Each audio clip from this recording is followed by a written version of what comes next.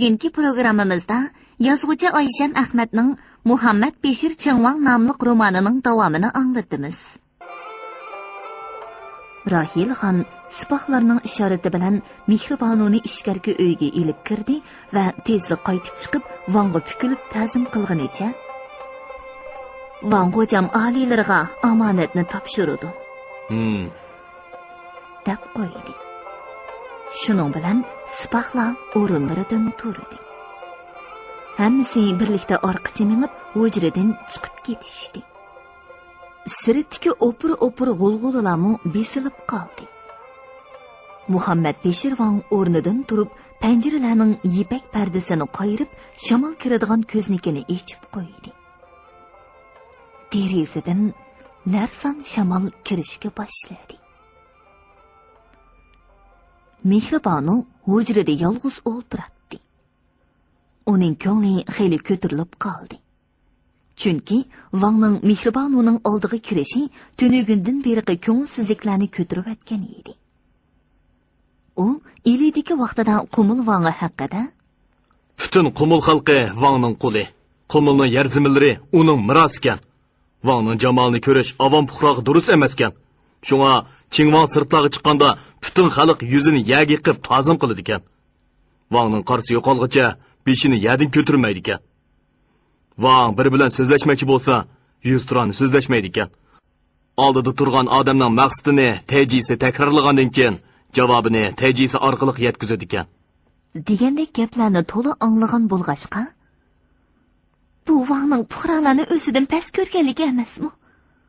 Menga qanchalik muomalada bo'la deb o'ylagan edi. Uning ustiga Menis Oppoqning so'zlaridan Vangning o'ziga qanday muomala qiladiganligini faraz qilgandek bo'lgan edi. Endilikda uning gumonlari butunlay ko'tarilib ketdi. Mehribonu Qumul Vang'i haqida har xil gaplarni anglagan bo'lsa-mu, uningga nikohlik bo'lishga anchila norozi bo'lmagan edi.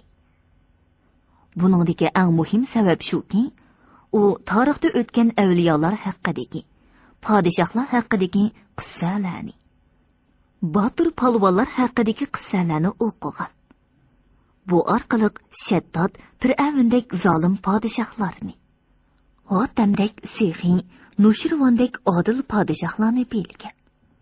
Ularning yaxshi ishlaridan suyungan, yomon ishlaridan nafratlangan edi.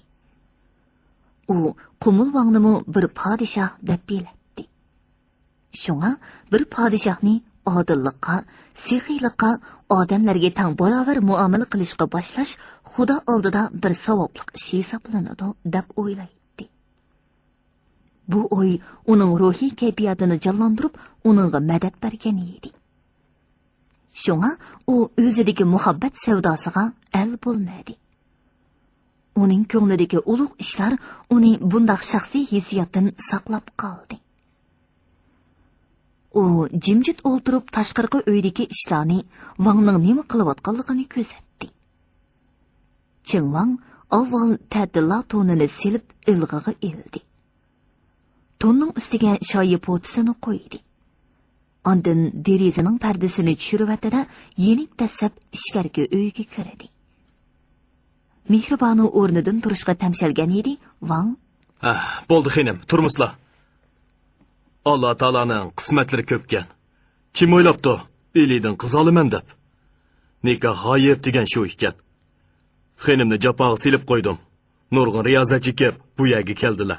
O'zlaridan to'limi minnatdorman. Men o'ylangan odam. Bu yil to'p-to'g'ri 45 yoshga kirdim. Dadam buningdan 26 yil burun navra singlim Buva Hajar xinimga to'y qilib qo'ygan edi.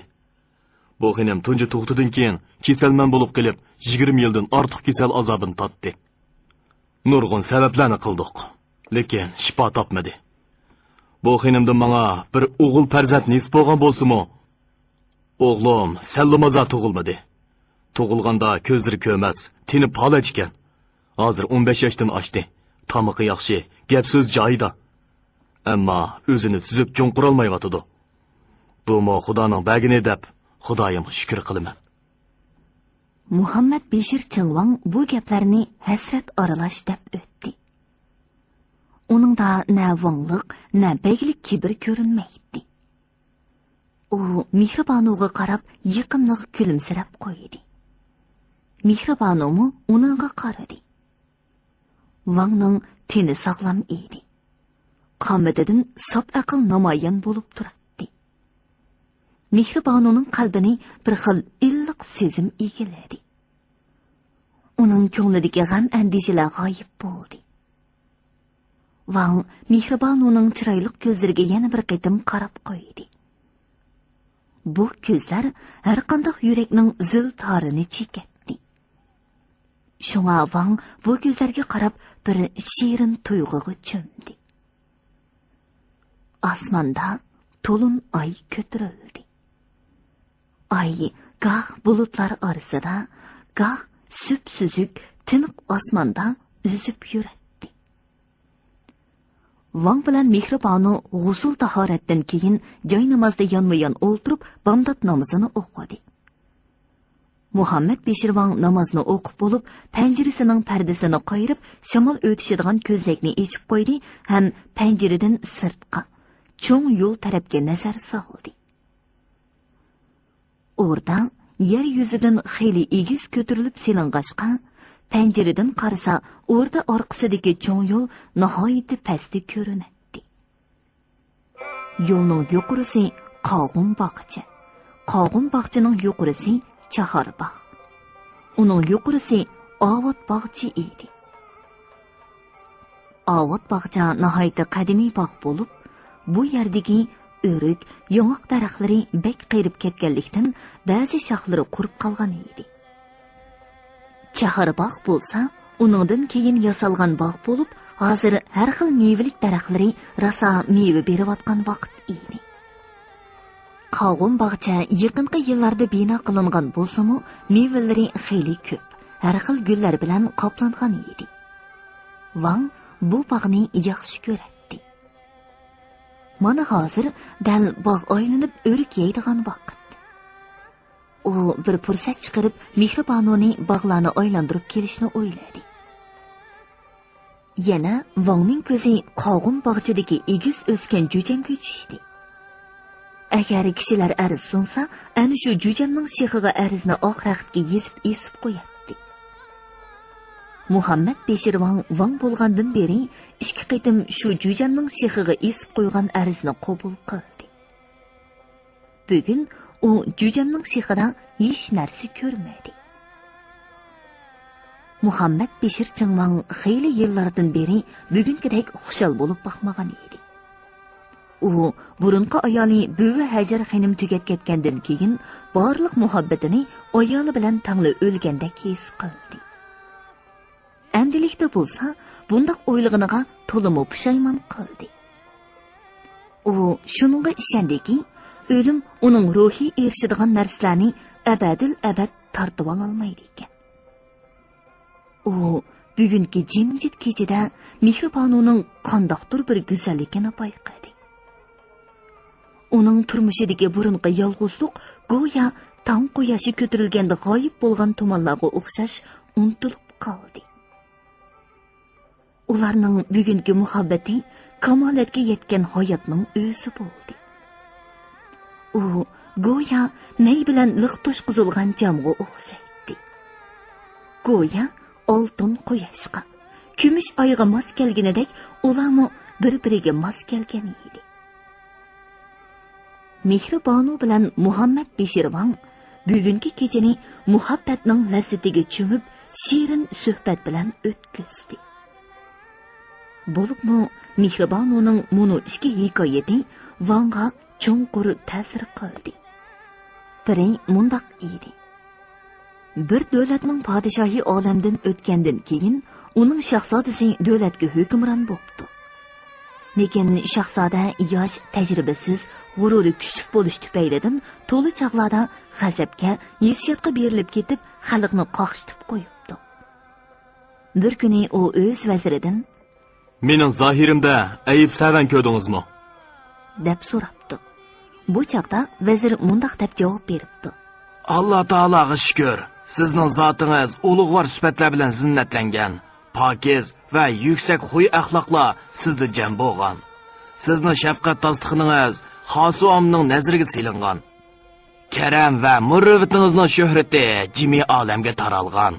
Xulq fazilatlaringizning mehmonxonasida nozi ne'matlar, shirin sharbatlarmo tayyor turibdi. Lekin mazkur dasturxoningizning taomlarida tuz kamdak bilinyotidi. Tuzsiz taom tabiiyki kishiga lazzat berolmaydi. Undaq bo'lsa, bu ziyofat taomlarining tuzi nima erur? Bu taomlaringizning tuzi ig'ir besiqliq va sabrchanlikdir. Sizning podshohlik imoratingizni vayron qiladigan omil g'azab bilan yengillikdir. Shahzoda vazirning so'zini durust tepib o'ziga o'rnak qildi. Hikoya shu yerga kelganda Mehribonu xonim Vanga askartib, "Janoblari, ig'ir besiq odam kella. Shundaqdimi puhraga muomala qilganda texmi ig'ir besiq bo'lishlari. Atroflardagi bak o'limalaga aldirab baho bermasliklari kerak." degan edi. Vang beshini ling'ishtirib kulib qo'ydi. Yana bir hikoyat mundaq edi. Alloh taolo o'z payg'ambari Muhammad alayhisalomga ishlar to'g'risida o'z sabdoshlaringiz bilan maslahatlashing deb buyurgan. Payg'ambar alayhisalom insonlar ichida hammadan dono turuqliq Alloh taolo nima uchun uningga kengash maslahat to'g'risida buyuruydi? Buningdagi hikmat shuki, muhim ishlarda kengash bilan fikrni jam qilib, bir qarorga kelgandan keyin qadam besish ummatlar orasida sunnat bo'lib qolsin demak uchundir. Chunki kengashlik ish buzilmasdir. Muhammad Beshir Chingvang o'z malikasidan bu hikoyatlarni anglab, uning rostila bir aql egizi ekanligini tushundi. Shunga u Mehribonuga qarab mundaq dedi: "Insonning komil bo'lib yetilishi uchun uningga umrlik bir yo'ldoshning bo'lishi zarur ekan. Er-xotinlik bo'lish deganlik turmushdagi xushal, baxtiyor kunlarni, qayg'u hazratli kunlarni birga o'tkazish deganlikdir. Bir odamning mangu baxtli bo'lib ketishi, mangu qayg'u hazratli bo'lib ketishi mumkin emas. Bekaga Alloh taolo kun bilan tunni yaratmagan. Yana oyningmi 15 yo'ruq, 15 qorong'u. Xinam, men o'zlariga deb qo'yay. Men ayollarning uyning ichiga bekinib o'ltirishni yaxshi ko'rmayman. Odam degan 5 turlik narsadan to'liq bahramon bo'lish kerak. U bo'lsa-mu quyosh nuri, sop havo, suv, o't, tuproq. Burunqi ayolim Buva Hajar xinam o'rdiga ko'chirilib kelgandan keyin talotizga chiqib boqmagan edi. Nomahramlik deganmi joyida bo'lish kerak. Odam kun nurini ko'rib turmasa-mu, sop havoda orom olmasin bo'lmaydi. Rostni aytsam, Buva Hajar xinam kun nurini ko'rib boqqani yo'q. Shunga u qancha yillar palaj bo'lib uyda yetib qoldi. Kun nurini ko'rsin, sop havoda hozirlansin. Biz aprida bo'lgan tuproqlarda mengib, tog' suvlarda yuyinsin deb oratam, bog'dash bog'larga ilib chiqdim. Lekin uning uydan talog'i chiqqisi kelmadi. Hatto taxtirvanning pardasini qo'yib, sirtlarga qarab boqmadi. Mening buningga bakmi ichim pishdi. Shunga men xenim o'zlariga deb qo'yay. Bu ishlar sal allida bo'lsin. Qo'molning odatida bugun atiganda qiz bilan yigit, hamda qiz bilan yigitning qo'ldoshlari birlikda nashti qiladi. Xenimmo hujurlarga yo'tkilib, yuzini yipib yurmay, biz bilan birga o'ltirg'aylar. Mehribonu kichkidan nomahram deganlarga uncha bo'la e'tibor qilib ketmagan edi. Yuzini yipib olishni nihoyatda o'sh ko'radi. Shunga Muhammad Beshirvonning so'zlarini anglab, nihoyatda xushal bo'ldi. Eshik chekildi. Muhammad Beshirvon yengilarining yetib kirdiganligini bilib, yengili eshikning ilg'uchini tushirib etgan edi. Ijozatdan keyin ishga eliliq xonim kirib keldi. Ularning keynidilla Xushnibonu oppoq bilan Minis oppoqlami kirib, Vongga ta'zim qildi. Vong gap so'z qilmay tashqarqi uyga chiqib ketdi. Ayollarning ikkisi yotgan ko'rpalarni yig'ishtirdi. Yana ikkisi Mehribonu xonimning sochlarini tarab, kiyimlarini yangushladi. Ishik yana chekildi. Wang ijozat berdi. Namutullah Tayji, Hoshir Tayjilar kirib keldi va egilib ta'zim qilib, "Van hocam, Mehribonu xonimning oltin bo'ylari esanmikin? Baglarimga ijozat." Baglar o'rinlarini tepib o'ltirishdi va duoga qo'l ko'tarishib, Wang hojamga omonlik tilashdi. Duodan keyin qo'lida ko'ra, tovoq, chini-chaynak dasturxon ko'tarib, qiz qo'ldishi bilan G'unchachi ikki qiz kirib keldi. Ularning birining qo'lida oltin hal berilgan kumush ko'rida xamiri tuxum qo'shib yo'g'rilib, qog'ozdek nefis ichilib, ichiga go'sht va piyozni ushoq chanab, tuz, zirsini obdan tetitib qilingan qiyma elinib, ushoq tugilgan cho'chura. Yana bir qopartma gullik yo'g'on chini tovoqda sarg'ush pishirilgan o'pka. O yer bu yerlari etilib pishgan bu o'pkaga chirmalgan yesib bor edi. Bu qiz tarafdan keltirilgan atiganlik choy edi. O'pka yesib, cho'churalar nihoyatda o'xshagan edi. Hammaylar maqtishib yeyishdi. Muhammad Beshirvon qiziqchilik qilib, "Bu o'pkasini boshqa kunlarda yeyishga bo'lmamdi?" Bo'ladi, Van hocam. Bo'lmaydi, Van hocam. Qat'iy bo'lmaydi. Buni nikoh o'qilgan kunning ertasi yeydigan gap. Agar o'pkasib yarab qolgan bo'lsa, yana bir qancha nikohlik bo'lsa bo'laverdi emasmi? Bu o'ymaychas kishining so'zlari Vangomu mehribon o'g'imi yoqmadi. Orani bir pas jimjitlik bosdi. Bu jimjitlikni buzib, Van hojam shundoq dedi: "To'y degan umrida bir, ikkili bo'lish kerak. Poytaxt yurgandan xotin olgan yaxshiroq." U bu gapni Hoshir Tayji begimga qartib dedi. Hoshir Tayjining ayoli tugab ketgili bir necha yil bo'lgan bo'lsa-mu, teg'icha uylanmagan edi. Bu gap bilan hammalar kulishib Hoshir Tayjiga qarashdi. Hoshir Tayjimu irg'inib qo'ydi. "Ne'matulloh Tayji begim, bu 9 kun ichida ilib berilgan to'y tomosasi o'rinlashtirish bo'yicha nihoyat yaxshi ilib berilsin. Elidin kelgan mehmonlarmi ichilib, yeyilib, yaxshiroq tomosha qilib ketsin. Hargizmi zerikib qolmasin. O'rinlashtirgan ishlarni hammalarga ma'lum qilib qo'ysizlar." Xo'sh, Van hocam. Bu ishlarni xeli burunli o'rinlashtirib bo'ldik. To'y demak, xushallik demak. Qo'molning naqshi usullari, mashrablari, kelishish, o'g'loq tortish, ot yo'rg'is silish, qo'shqar, to'q so'qishtirish, shaxmat o'ynash, eli mashribini ko'rish qatorliq har xil o'yinlar o'rinlashtirildi. Bu o'yinlarning so'rinlarimi tayyor qilindi. 5 shahardan chilishchilar, 12 tog'dan sozanda naqshchilar elib kelindi. Har kuni kechda mashrab o'rinlashtirildi. Kunduzi har xil tomoshalar elib berildi. Janoblarning qadam tashrif qilishini umid qilamiz. Mashrab nada bo'ladi? Yonbog'dagi cho'ng saroyda bo'ladi. Ha, bo'ladi. Bo'ladi demsa. Xonimlarning xohlagan o'yinlarni ko'rsin.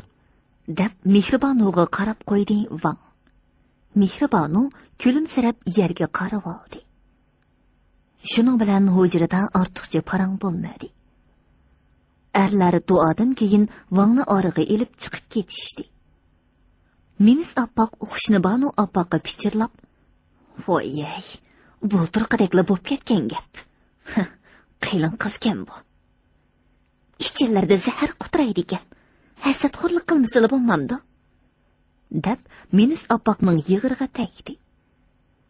Minis oppoq urishay desa teg'i, amalsiz ko'zining paxtasini chiqarib qo'yib jimib qoldi. Ular hujradan chiqib ketayotganda Minis oppoq so'radi: "Yuz oshqulqini qachon qilar ekanmiz?" "To'yning 9-kuni patnis tag'i tizilayotgan oltin, yoqut, subi sunnatlar. Har xil kiyim-kechaklar, turli raxtlar. Voy xudoyim, jiq narsa. 40 patnis bo'ldimikin? O'zir ko'rmadilami? Voy, olg'ilili kaptug'u bu buralqi. Xazinini qurtib qo'ydigan o'xshamamdi." "Voy-ey, Van hojamning nimasi kamdi? O'zlari bilan bizga nima qo'yibdi? O'zlari esa ko'zlari jannatda, ko'ngillari do'zaxda o'tadigan xotinkanlar. Voy, o'zlari hasad qilyotadiganlar. Jahonni suv olsa o'rdakning nima kori? Osmon ko'mirilib tushsa, ostida non yeyman. Hasadxo'rlikchi o'zlarideklarga xos. Eg'izim bor deb og'izlarga kelganda davamisizlar. Hasadxo'rlik degan nima u? Hasadxo'r deganchu o'zlaridek ishtar pishnoxo'r bo'ladi. Hasadxo'r kishi hayani bilmaydi, tetiqsizlik qiladi. Endi sal o'zlarini besib olmasalar, temir mixni tashqi kirgizolmaylar. Yomoni kelsa, vong'i chiqib qo'yimanchimi? Desalar davasilar, biz degan vongning tuqqani bizni nima qila oladi? Elidan to'y ko'chirib kelgan mehmonlar Abeydulla Tarxonbek davrida selingan töven o'rniga o'rinlashtirildi. Yangi o'rda bitgandan keyin töven o'rdining nurg'un uylari bekor qolgan edi. To'yning gapi chiqqandan boshlab Na'matulla tayji bu uylarni darhol remont qildirishga kirishgan edi. Har qaysi uylarning tomlari pishqin bilan yegan pog'indisi aralashtirilib, qayta suv oldi. Ishik derasalari sirlandi. Uylarning kan kurslariga yangi gilamlar selinib, oyuqlarga yangidan tikilgan yotgan ko'rpa, yumaloq yostiq, momiq yostiqlar tizildi. Ayol birga kirganlarga ayrim hujralarmi tayyorlandi. Hammali uyga chini chaynak, chilopcha obduvolar qo'yildi. Oshxona, samovarxonalar osh, non, chayni o'zildirib qo'ymadi. Kuniga degudek qo'y, kala, ot, tugilar so'yilib turdi. Bu o'rdining sharqiy shimol tarafidagi cho'ng bog' har xil mevalarga mo'l bo'lib, manzarasi nihoyatda go'zal edi. Mehmonlar bu uylarga o'rinlashib olgandan keyin o'zlarini nihoyatda ozoda his qilishdi. Bu yerdagi bog' ularning sayli sayohat qilishi, hordiq elishi uchun to'lima atlik edi.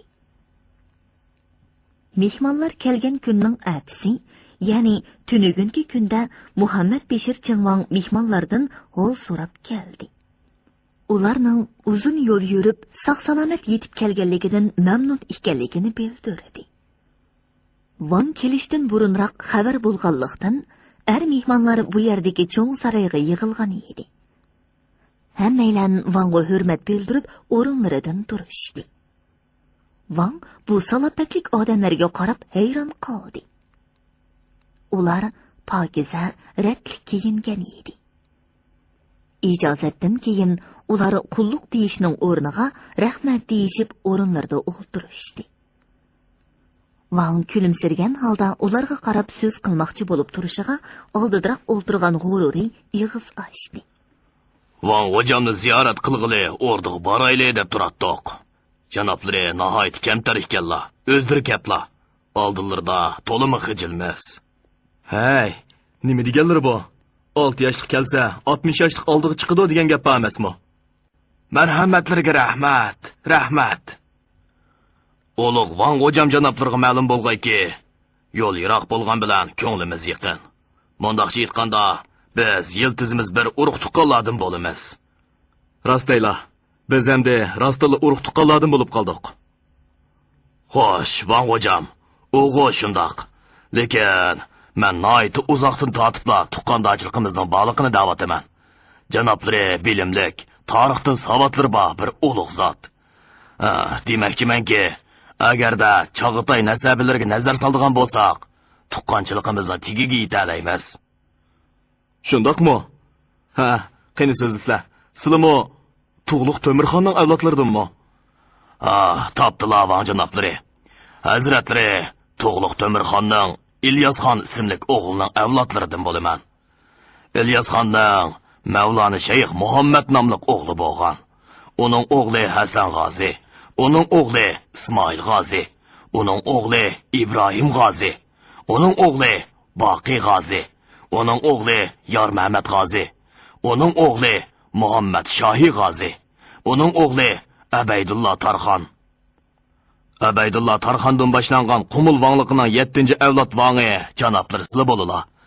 Men bo'lsam Saidiya xonligining qo'rg'ichi Said xonlarning avlodlaridan bo'laman. Said xonmo Tug'luq To'mirxonning avlodlaridan bo'ladi. Men Said xonning 6-avlod navrisining avlodi. Demak, biz bir avlod navrichalardan bo'ldik ekanmiz-da.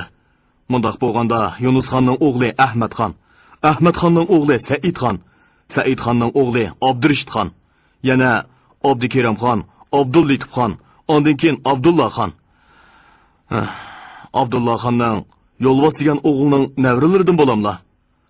Yo'q, biz Abdulmo'min ismli o'g'ilning navri chavrilaridan bo'lamiz. Yo'lvozxon o'z otisiga tig' ko'targan bir mal o'ng'u. Shundoq Vango'jam. Bu chog'lardagi Saidiya xonligi biri ichki nizolar, yana biri oppoq xo'jaga o'xshash tasavvufchilarning o'z atrofiga nurg'un so'plarni to'plab, Saidiya xonligiga qarshi chiqqanligidan Saidiya xonligi tavrab qolgan. Mana shu qalayminqanchilik yillarda mening ota-bovlarim yakandan qo'rg'asi kelib, o'z ajdodi Tug'luq Temirxonning qabrisini tavob qilib o'tgan.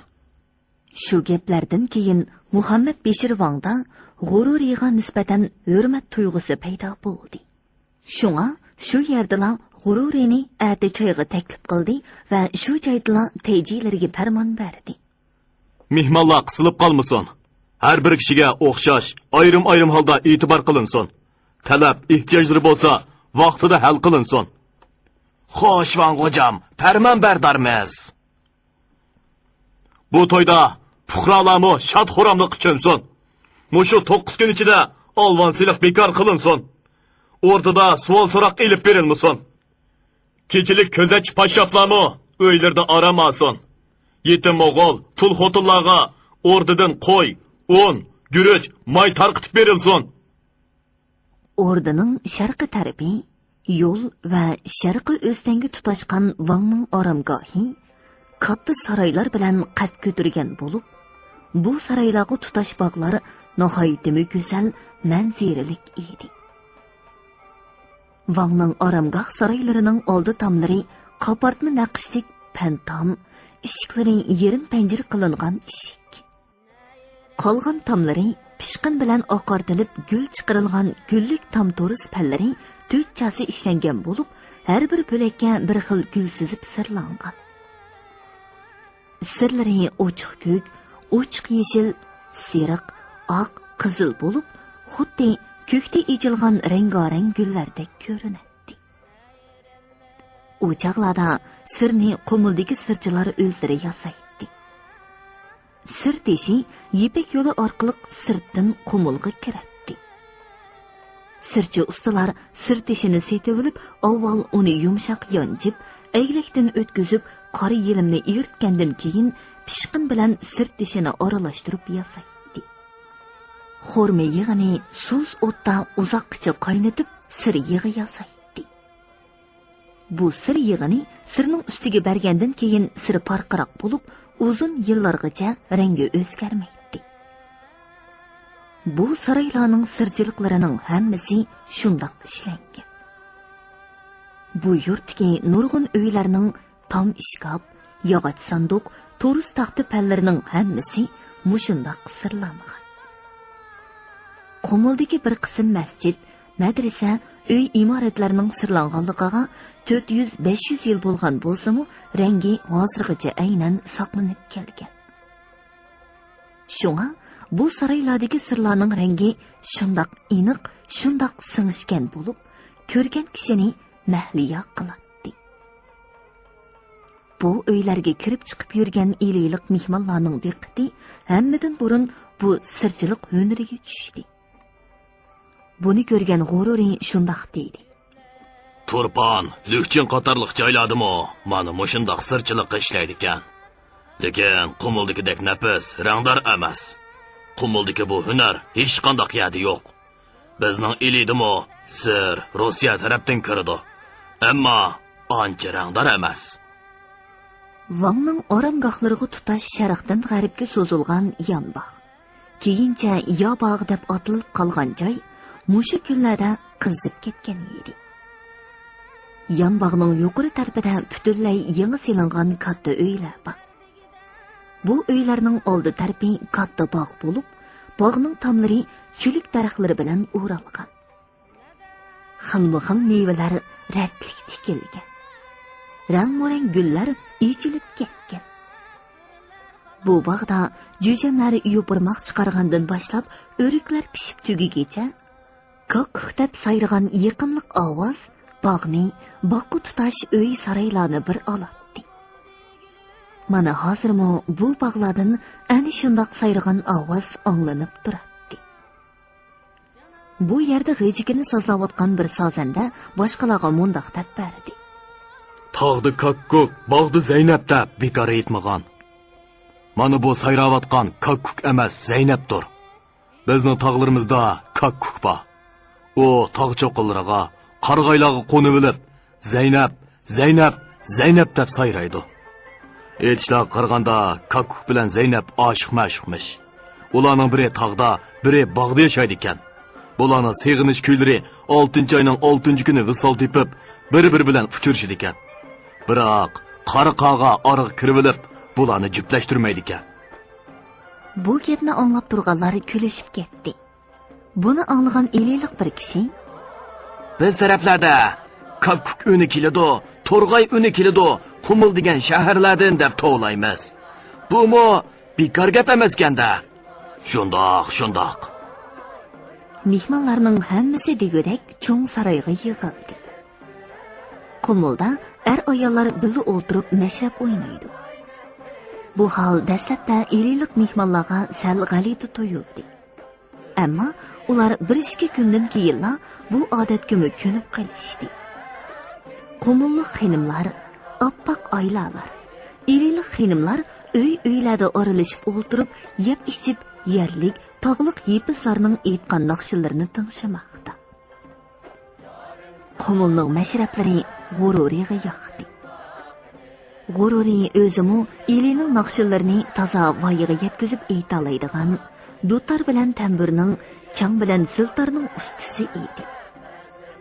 Garchi bu kishining yeshi 60larga berib qolgan bo'lsa-mu, yoshdekli ko'rinadi. G'ururi naqshchili bo'lib qolmay, yetishgan shoir edi. Uning yezib, tuplab to'plam qilib qo'ygan necha divan she'rlari bor edi. U rus, afg'on, kashmir, balig', arab allariga borgan, kashmir balig'larda o'qigan edi. U rus, arab, faris tillarini bilib qolmay, xanzucha, manjucha til yoziqlarini biladi. U to'limi o'tkir bo'lib, xotirasi bek kuchlik edi. Uning hozir bekra qiziqadigani tarix edi. U tarixga oid kitoblarni o'qib, mutolaa qiladi. G'ururi arab allariga borganda hech tavob qilgan bo'lsa-mu, lekin hozirgacha o'z ismining keyniga hojini qo'shib boqmadi. Eli xalqi G'ururini olim, mo'tavar deb ta'riflashadi. Lekin G'ururida bir nuqson bor edi. Ya'ni yetishgan bir olim bo'lsa-mu, hasadxo'rligi kuchlik edi. U eli vanglarga hasad qiladi.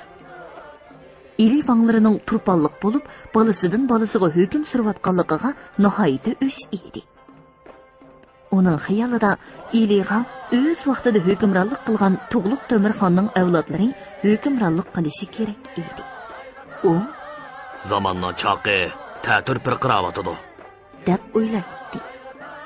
Shunga uni Melikzod Gung vaqtidan tortib Xo'shnizod Gung, Xolsot Gunggacha o'rdig'ini chiqatim taklif qilsa-mu, uningga yuqori martaba berishni aytgan bo'lsa-mu, u o'rdig'i kelmadi. U ko'nglida sizlardak baglarga xizmat qilib nima kepti deb o'yladi. Keyingi kunlarda u Xolsot Begning cho'riq hekim bilan adovati kuchayib ketganda bir qitim oraga kirib kelishtirdi. Shuningdan keyin Xolsot Hekimbek uning so'zini anglaganligi uchun o'rdiga ancha-muncha keladigan bo'lib qoldi. Bu qitim Xolsot Bey o'zining vakili sifatida Qumulga safarga chiqishga alohida taklif qildi. U Turpan, Qumuldan iborat bu qadimiy shaharlarni bir ko'rib kelish istigida bu taklifga xushallik bilan qo'shildi. G'ururi bugun atganlik joyda Muhammad Beshirvon bilan birga bo'lganda o'zining Kashmir, balig'larda o'qiganligini, u yerlardan ko'rgan bilganlarini so'zlab berdi. Yana Beijing, Chingdaylarga borganligini aytdi.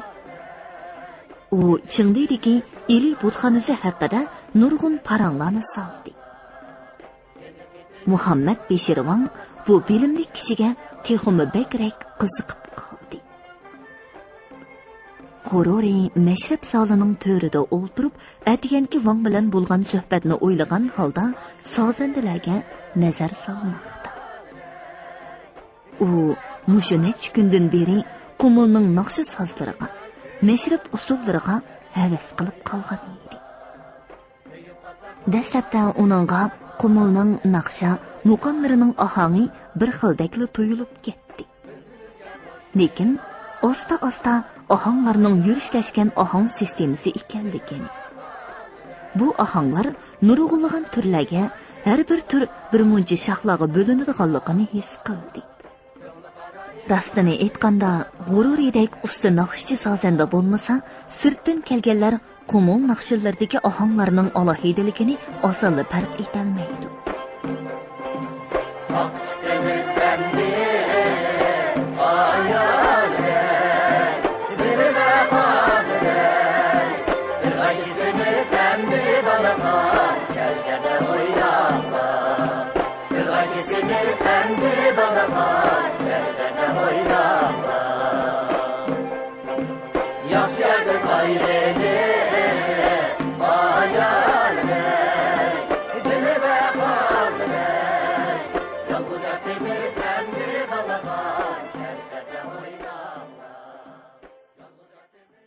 Hürmetlik radyo anlıqçılar. Yazğıcı Ayşem Ahmet'nin Muhammed Beşir Çangwang namlıq romanını bugün muş yergacha anlattık. Davamını ertedeki programımızda anlagaysılar.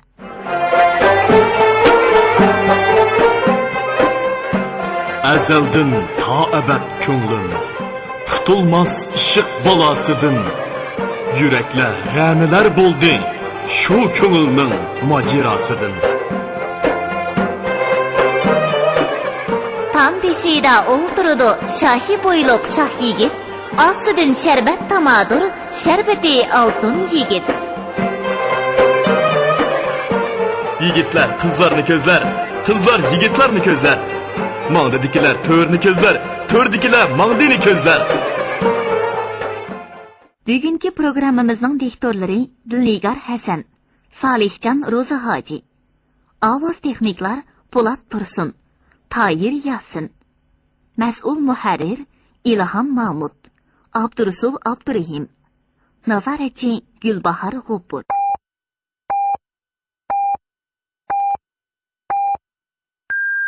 Beijing vaqti